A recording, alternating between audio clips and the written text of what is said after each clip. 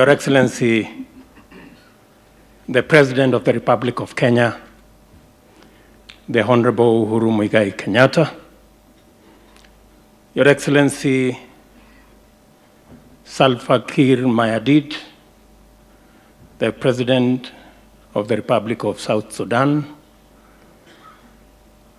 Your Lordship, the Chief Justice and President of the Supreme Court, Justice Maraga, the speakers of the two houses,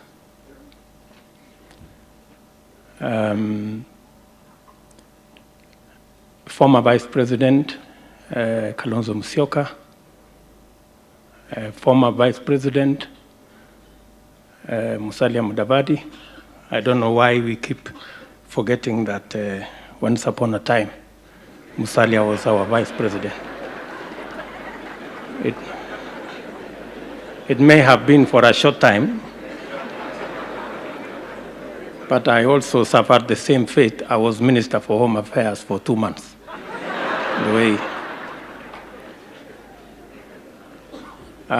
Cabinet Secretaries present, ambassadors and high commissioners, leaders of majority in the two houses, our governors who are present here, members of county assemblies, ladies and gentlemen, good morning. I said good morning. Good morning. God is good All the time. and all the time. I'm going to make it brief. First, I want to congratulate the parliamentary choir. I think, to be fair to them, today's attempt was way superior compared to what it was last year.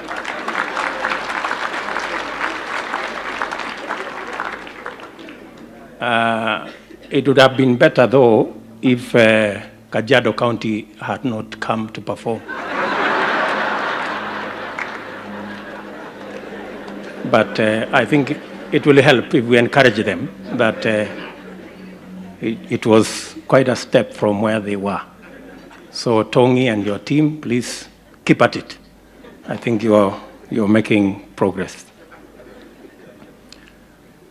I also want to thank our speaker today, Dr. Michael Hastings, for speaking to our hearts and our minds. And in a very special way that God has used him to speak to the leadership of Kenya and the people of our nation. Thank you very much. And because you have been good to us, your request for a prime minister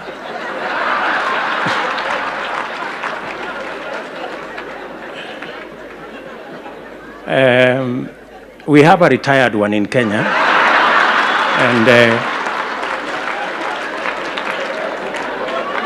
we can and since the Constitution has abolished the position of Prime Minister in Kenya, so he may not have it anytime soon, so we will send you his CV. Maybe you can consider.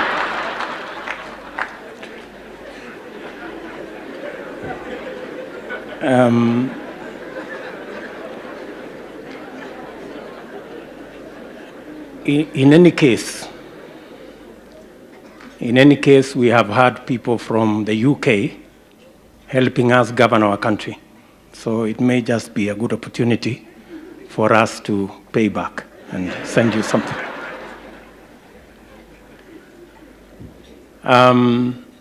Ladies and gentlemen, Your Excellency, Mr. President, we are gathered here at a good moment, and the prayer breakfast is a very special moment to us as the people of Kenya, because this is an occasion that we speak to ourselves candidly in a very straightforward manner, without considering who is in which party, who is in government, who is in the opposition, who comes from what community. So this is a very special moment for us as Kenya. And I agree with Sam Bokisho that other countries may want to consider prayer breakfasts like this that bring people together. And we are, of course, gathered here for good purpose, because the subject today is a new dawn for our country. And what we should do, all of us, responding to the call of our president, that we must rid ourselves, our government, our institutions, and our nation of theft and wastage and corruption. It is a good moment, and it's a good subject for us to engage in. And theft and corruption is bad in any language. I will tell you from my mother tongue. It is said, Ngom jorindet, kotabne kinindet. It means the following, that a thief may be intelligent, but not more than the investigator.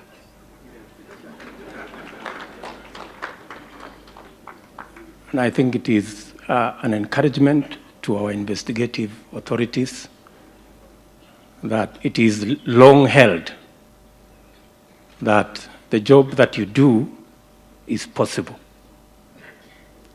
And as we've said as a nation, you have our support as you help us deal with the challenge that we have. In any case, Exodus 20:15, the Ten Commandments,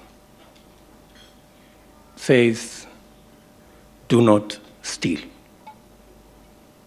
It's as straight as that. Do not steal. Therefore, we are perfectly, not just as a nation, but it is also a spiritual fight. And as we do that,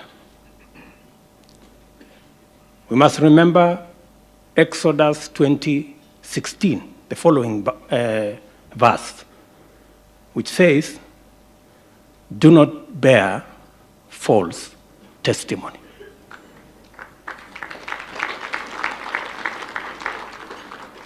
The president and I were once victims of schemes and machinations and false testimony. It took the hand of God and prayer for us to get out. And we do not want any Kenyan to suffer such again.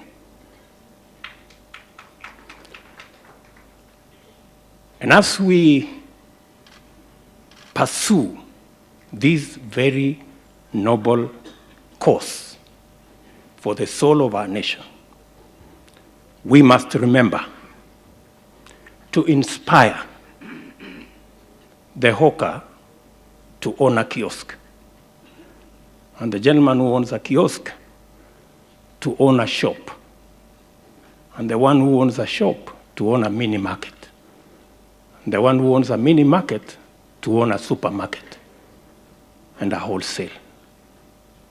We must remember to inspire the person who walks to buy a bicycle, and the one who rides a bicycle to buy a boda, and the boda guy to buy a tuk-tuk, and the tuk-tuk gentleman to buy a second-hand vehicle, and the one of the second-hand vehicle to buy a new car.